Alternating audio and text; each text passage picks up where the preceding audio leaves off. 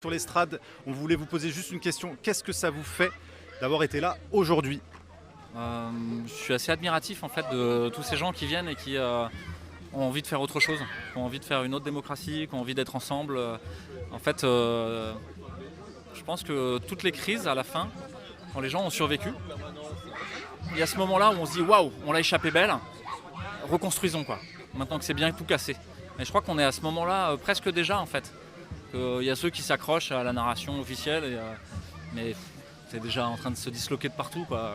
Les emails de fossiles, voilà. C'est grandiose, quoi. Et ça va être à la fin un feu de joie, mais je pense qu'il est temps pour tous ceux qui avaient un doute de commencer à mettre de l'eau dans leur vin et de dire tiens, je suis pas si sûr que ça, de quelle est la bonne solution, de comment ça doit se passer, etc. Et on va aller là-bas, il y a peut-être un peu moins de monde.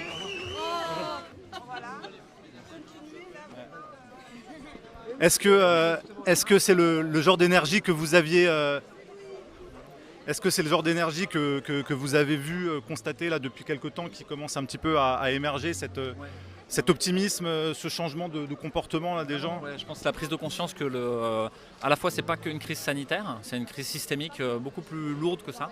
C'est une crise de nos institutions et les Gilets jaunes en avaient déjà été un stigmate il y a quelques années. C'est une crise financière et la crise des subprimes et la chute de la Grèce en avait déjà été les prémices en 2008 et en 2009. Et en fait là on arrive finalement à ce que toutes ces crises les unes sur les autres explosent à ce moment-là. Et bah, ça y est, les gens sont prêts pour autre chose en fait. Ils n'ont plus rien à gagner dans le système tel qu'il est, et donc ils n'ont plus rien à perdre. Est-ce que vous vous rendez compte que vous êtes énormément porteur d'espoir et de courage parmi les gens en ce moment?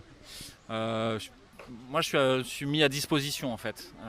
C'est-à-dire que je me retourne régulièrement sur mon ego pour dire mais est-ce que je fais ça pour moi ou Et en fait, à chaque fois, la réponse pour le moment c'est non. Et tant mieux, parce que si c'était pour l'ego, il faudrait que j'arrête tout de suite en fait. Je le fais parce que je pense que je suis utile en fait, et que je suis encore utile. Mais quand je serai plus utile, je partirai et j'irai vivre tranquillou avec ma famille. Et ce sera peut-être un soulagement quoi.